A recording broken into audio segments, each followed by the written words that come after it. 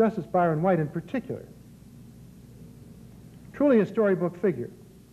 Whizzer White, All-American football hero at the University of Colorado, appointed by President Kennedy, Rhodes Scholar, 3 decades on the High Court. You'd be hard-pressed to find a career or a profile more worthy of praise. But when he stepped down last year, hardly a word appeared on the subject of his retirement. The media seemed to find only one thing praiseworthy, and that was the fact he was ending his career. He had made a decision to end it. And of course, all comment in the slick press turned immediately to the question of what legal titan would be succeeding him. Justice White, of course, in the real world surrendered any expectation forever of positive press coverage the moment he decided in Roe versus Wade that the majority was engaged in an act, as he called it, and I quote, of raw judicial power.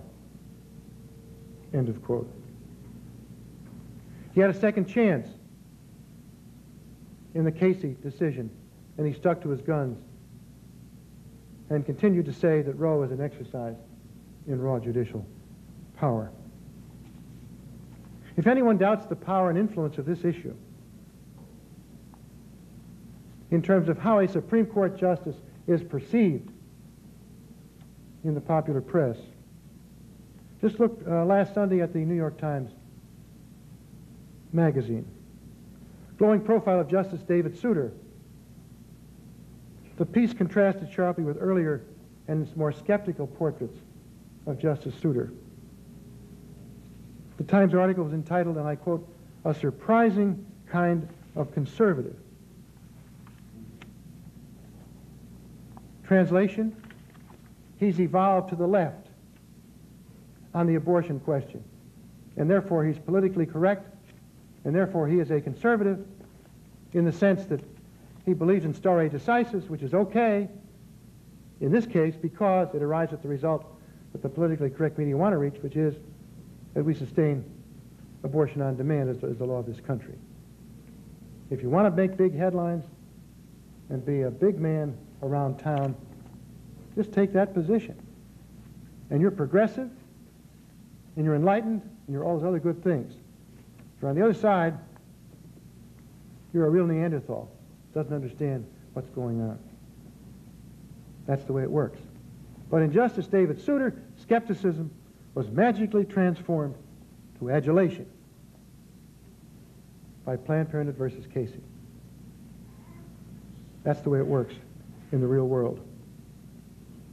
The point here is that great challenges await anybody that wants to step up to the plate and say what I'm saying here today.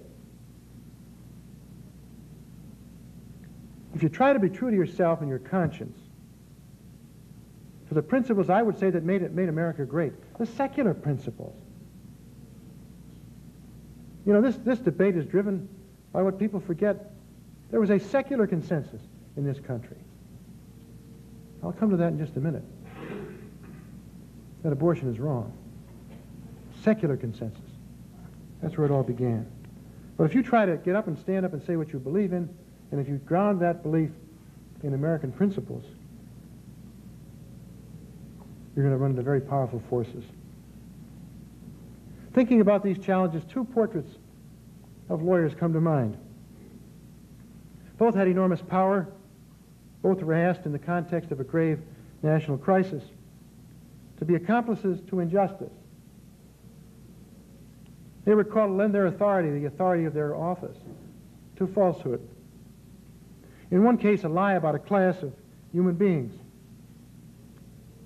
In the other, about the relationship between secular power and religion.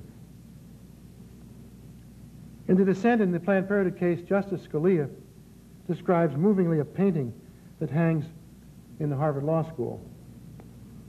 A portrait of Chief Justice Roger Taney, the author of the Dred Scott decision.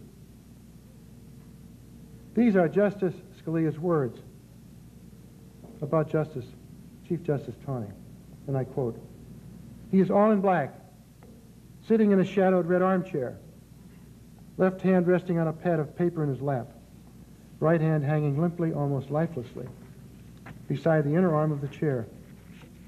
There seems to be on his face and in his deep set eyes, an expression of profound sadness and disillusionment. End of quote. You know, long before Dred Scott, Justice Taney had denounced slavery as an evil that must in time, in his words, be gradually wiped away. Long before the decision in Dred Scott, he had begun emancipating his own slaves.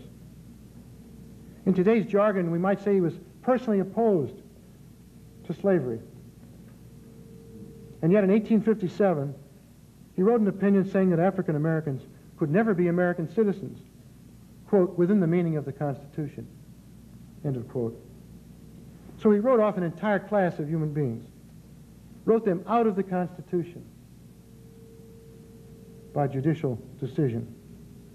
He told a divided nation that these members of the human family could never enjoy the protection of our laws.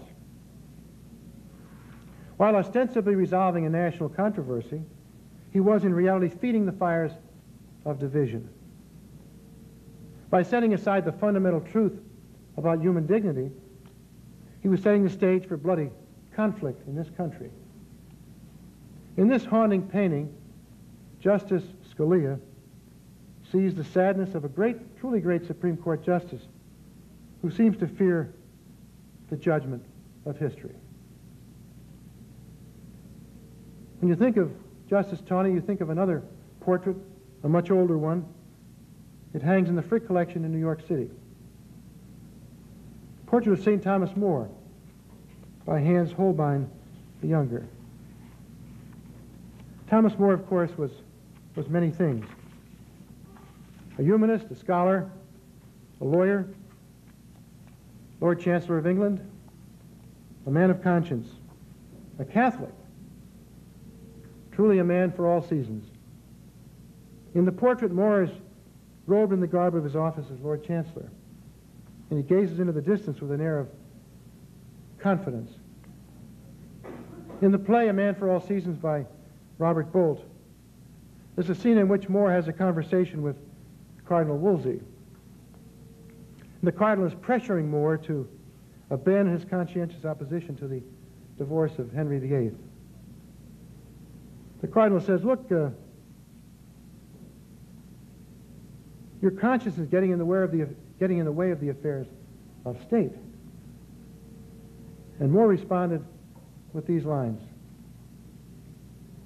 I believe, he said, when statesmen forsake their own private consciences for the sake of their public duties, they lead their country by a short route to chaos. All of us know the consequences of that position, of course. He refused to forsake his conscience. He lost his career, his friendship with the king, his freedom, and ultimately his very life. When he was beheaded, I'm sure the verdict of the day was that he'd lost everything in the process of that principled position.